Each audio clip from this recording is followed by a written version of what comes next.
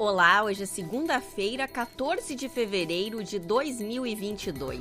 Eu sou Leila Endruweit e essa é a segunda edição do Boletim de Notícias da DW Brasil. Confira nesta edição. Em visita a Kiev, o chanceler federal da Alemanha diz que a adesão da Ucrânia à OTAN está fora da agenda. Comboio anti-vacina desafia a proibição e chega a Bruxelas. Diretor da OMS diz que o mundo pode perder a chance de controlar a pandemia em 2022. O chanceler federal da Alemanha, Olaf Scholz, visitou nesta segunda-feira Kiev e conversou com o presidente ucraniano Volodymyr Zelensky. Após o encontro de cerca de 3 horas, Scholz disse que uma eventual adesão da Ucrânia à OTAN é um tema praticamente fora da agenda no momento. Por essa razão, não há por que a questão se tornar o motivo de uma crise política de grandes proporções e da crescente tensão militar entre Rússia e o Ocidente.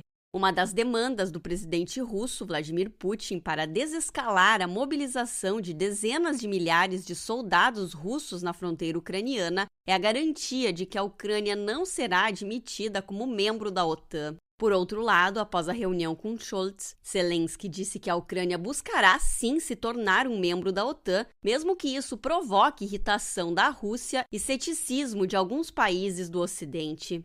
Scholz também anunciou um novo apoio financeiro para a Ucrânia no valor de 150 milhões de euros. No entanto, não indicou que atenderá ao pedido para autorização da exportação de armamento para o país.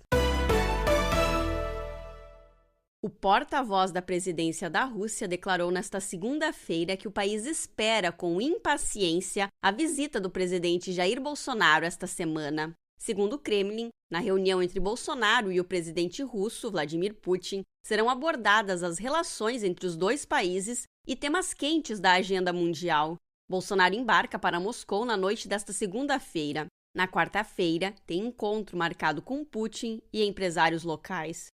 A visita tem sido amplamente criticada no Brasil e em outros países, inclusive por aliados de Bolsonaro, por ocorrer num momento inoportuno, em meio à escalada das tensões no leste europeu, com possibilidade de um ataque da Rússia à Ucrânia. O tema, porém, não deve ser o central da conversa entre os dois presidentes. O diálogo deve se concentrar em assuntos como energia, defesa e agricultura, segundo declarou Bolsonaro no sábado, ao confirmar a viagem.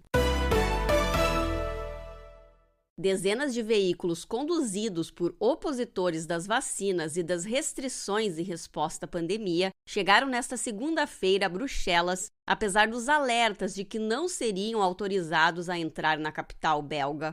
A polícia local redirecionou dezenas de veículos do chamado Comboio da Liberdade para um estacionamento na periferia da cidade. O prefeito de Bruxelas, Philippe Cloes, avisou que os manifestantes poderiam ser autorizados a entrar na capital belga a pé, mas não nos veículos. A polícia bloqueou parcialmente as principais vias de acesso a Bruxelas para impedir que o comboio entrasse e gerasse engarrafamentos.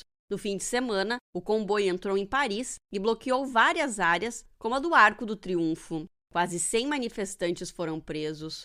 O comboio é inspirado no movimento de caminhoneiros que parou Ottawa, no Canadá, e bloqueou pontes na fronteira canadense com os Estados Unidos. Além de opositores das vacinas contra a Covid-19, o comboio francês reúne coletes amarelos e manifestantes anti-governo revoltados com os aumentos dos preços da energia.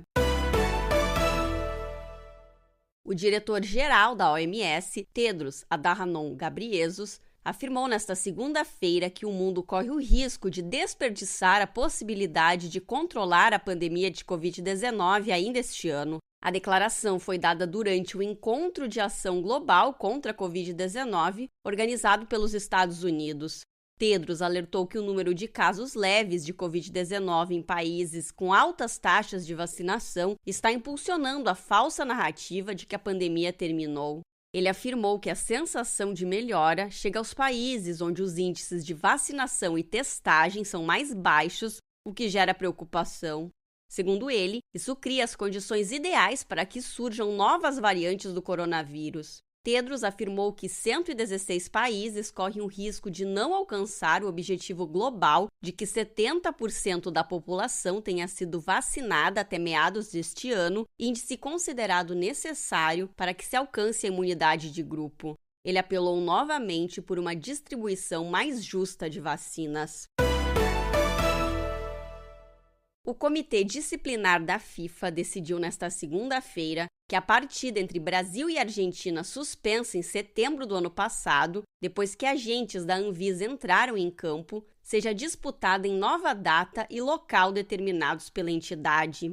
Além disso, 4 jogadores argentinos foram suspensos e as federações de futebol dos 2 países multadas em um total de mais de 4 milhões de reais. O jogo era válido pelas eliminatórias da Copa do Mundo e foi interrompido 5 minutos após o início, quando agentes da Anvisa entraram no gramado, alegando que jogadores argentinos que deveriam estar de quarentena estavam em campo.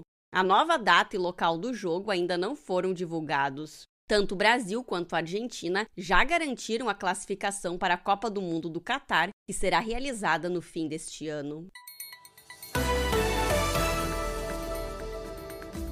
Mais notícias você encontra no nosso site. Acesse dw.com/Brasil.